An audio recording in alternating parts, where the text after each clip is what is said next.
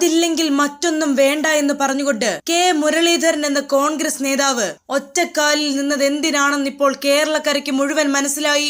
ആരോഗ്യ വകുപ്പ് തനിക്ക് തന്നേ പറ്റൂ എന്ന് കെ മുരളീധരൻ ഹൈക്കമാൻഡിനും KPCCക്ക് മുൻപിൽ തീർത്തു പറഞ്ഞപ്പോൾ ഇത്ര വലിയ മാറ്റം മെഡിക്കൽ രംഗത്ത് കൊണ്ടുവരാനായിരുന്നു എന്ന് ഒരുപക്ഷെ നേതാക്കൾ പോലും കരുതി കാണില്ല.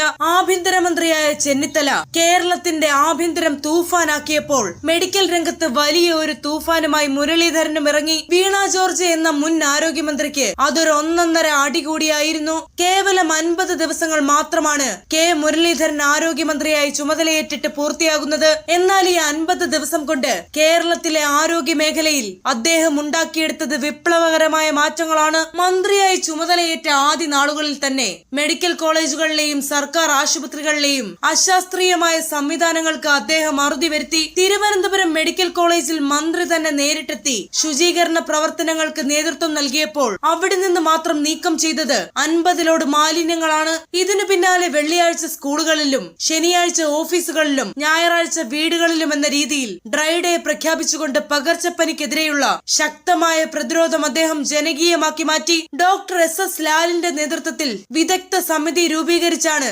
പകർച്ചവ്യാധികളെ തടയാനുള്ള നടപടികൾ മന്ത്രി വേഗത്തിലാക്കിയത്. മെഡിക്കൽ കോളേജുകളിൽ എത്തുന്ന പാവപ്പെട്ട രോഗികൾക്ക് കിടക്ക എന്നത് അവരുടെ മൗലികാവകാശമായി പ്രഖ്യാപിച്ചുകൊണ്ട് ആശുപത്രികളിലെ അശാസ്ത്രീയമായ ബെഡ് പ്ലാനിങ്ങിന് അദ്ദേഹം വലിയ തിരുത്തലുകൾ വരുത്തി.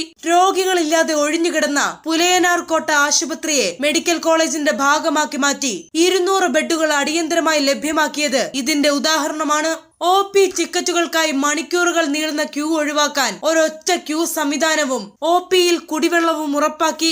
രോഗികളുടെ രക്തപരിശോധന വാർഡിൽ വെച്ച് തന്നെ നടത്തി റിസൾട്ട് ലഭ്യമാക്കാനും ദീർഘകാല രോഗികൾക്ക് 6 മാസത്തെ മരുന്ന് ഒരുമിച്ച് വാങ്ങാനുമുള്ള സൗകര്യം അദ്ദേഹം ഏർപ്പെടുത്തി. വയനാട് പോലെയുള്ള റൂറൽ മേഖലകളിൽ വലിയ തോതിലുള്ള വികസനമാണ് ഈ കുറഞ്ഞ നാളിൽ നടന്നത്. താലൂക്ക് ആശുപത്രികളെ ജില്ലാ ആശുപത്രികളാക്കി ഉയർത്തുകയും പുതിയ ക്രിട്ടിക്കൽ കെയർ ബ്ലോക്കുകൾ, MRI സ്കാനിംഗ് സൗകര്യങ്ങൾ എന്നിവ അതിവേഗത്തിൽ യാഥാർത്ഥ്യമാക്കുകയും ചെയ്തു. വർഷങ്ങളായി പണി പൂർത്തിയായിട്ടും അടച്ചിട്ടിരുന്ന നല്ലൂർനാട് ക്യാൻസർ സെന്ററിലെ ഐസൊലേഷൻ വാർഡ് തുറന്നു നൽകിയതും ഇതിന്റെ ഭാഗമായാണ്.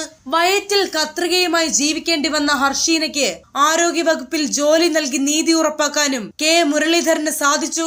വിദേശത്തും ഇതര സംസ്ഥാനങ്ങളിലും പഠിച്ചിറങ്ങിയ മെഡിക്കൽ നഴ്സിംഗ് വിദ്യാർത്ഥികളുടെ ഹൗസ് സർജൻസി രജിസ്ട്രേഷൻ നൂലാമാലകൾക്ക് അദ്ദേഹം അറുതി വരുത്തി. കഴിഞ്ഞ 10 വർഷമായി ഉപയോഗിക്കാതെ കിടന്നിരുന്ന മെഡിക്കൽ ഉപകരണങ്ങളുടെ കൃത്യമായ സ്റ്റോക്ക് വിവരങ്ങൾ എടുക്കാനും കോടികൾ മുടക്കി അനാവശ്യമായ ഉപകരണങ്ങൾ വാങ്ങിച്ച് ബാധ്യത ഉണ്ടാക്കിയവർക്കെതിരെ കടുത്ത നിയമ നടപടികൾ ആരംഭിക്കാനും മുരളീധരൻ മടിച്ചില്ല.